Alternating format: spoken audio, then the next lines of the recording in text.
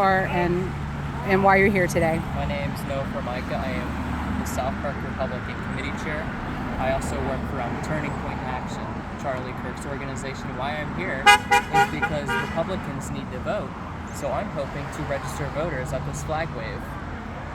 That's awesome. And is this the first time you've done this? Absolutely. I actually traveled the state. So I was in Wildwood, New Jersey last weekend helping to register voters. We registered 56 new Republican voters there. And these are all people that are going to make their voices heard. But I will tell you, we're having an issue where we're going to a bunch of places where Republicans hang out. Trump rallies, gun shows, trucker shows. These people don't vote. So we got to get them registered to vote. We got to make their voices heard this November. So, I mean, we got to do everything we can up until Election Day. Why do you feel like they don't vote? And where are you able to get your numbers from that, or your statistics? Or where did you get that impression? So, where do I get that information? So, you can get that information from the Department of State. So, number one statistic that I always look at is hunters. So, there are 930,000 hunters in the state of Pennsylvania. 40% aren't registered to vote. There's 1.5 million people of faith in Pennsylvania that stayed out in the 2020 election. There are 80,000 Amish, 80,000 truckers. These are people that don't vote either. None of them voted on Election Day, and we lost Pennsylvania, I say lost, by 80,000 votes. Isn't that something? Yes, so these are all people, and I will say, we can give them a mail-in ballot because they're typically people that are busy on Election Day. Amish have weddings during the November election. Truckers are on the road during our Election Day. We give them a mail-in ballot. Instead of voting for one day like we always do, we vote for 50 days like the Democrats do. Beat them at their own game and then win. That's how we do it. Okay, and so when you say mail-in ballot, what do you think is going to help us to know that that's the person who sent it in, that is who it is, registered voter? So you will know because on here it asks for your driver's license number and also your social security. And so you only have to vote one or the other. However, it asks if you're a U.S. citizen as well, and if you're 18 years or older on or before Election Day. If you say to no to either, you will not be able to vote.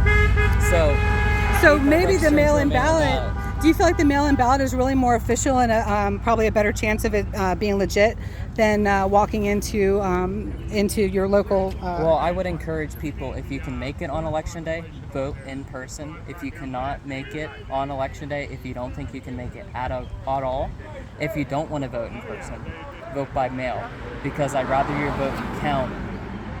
I mean, we need to make our voices heard this cycle. I mean, a lot of people don't like mail-in ballots. We need to, play the game. We have to use mail-in ballots. I'm tired of losing. I hear you there. What do you feel about the drop boxes? It's a mess. Pretty much all I have to say about it. Okay. Some people feel like we should vote early. It sounds like you believe that we should be starting to vote early and not just wait to the actual Election Day, unless maybe you're walking in person. So vote early if you don't think you can make it. But you feel like if you can go in person. You can make it in person.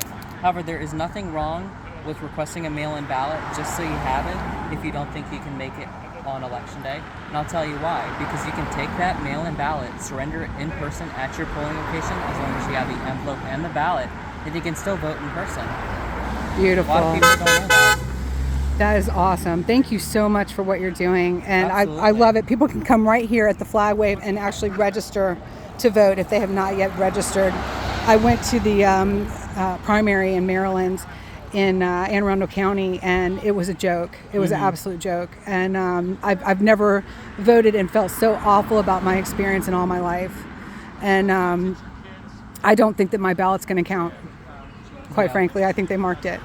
You think they marked it? They took it. They took it. Well, at that particular location, they took it out of my hand twice. I'm sorry to hear that. And that should never happen. Well, so yeah, it was horrible. I will tell you, that's what's important about us getting involved in the process. So a lot of people kind of chalk up the process. They're like, I don't think it's important. Trump's going to win. The polls are doing great. All right, that's cool and all. But we saw what happened in 2020 where all of a sudden, oh, what the heck, Joe Biden won. That's why you got to, get everybody to vote, register voters, get people in mail-in ballots, get involved in the process, be the boots on the ground. So, because look how fun this is. How fun is this? Well, not just that, but be involved. When I mean be involved in the process, make sure if you can, be a poll worker. work in your polling location so you know how the system works.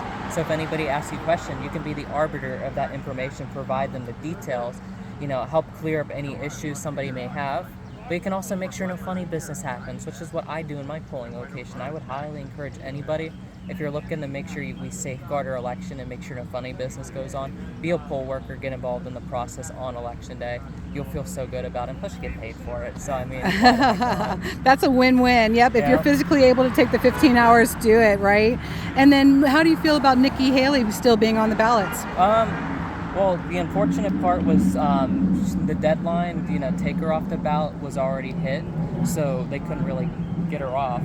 She already dropped out of the race. I think she's a neocon establishment figure. It's kind of disgusting.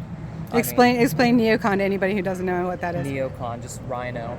Somebody, who doesn't have the best interest in, the conservatism, the populist base, which is what the Republican Party is now, the populist. Do you feel like she's working for the globalists? Her WEF background? Her UN and WEF background? Do you feel like she's still with them? I'm not sure in that regard, but she was on the board of Boeing, which, does give a lot of money to countries for war, so Yeah, I think the writing's on the wall there.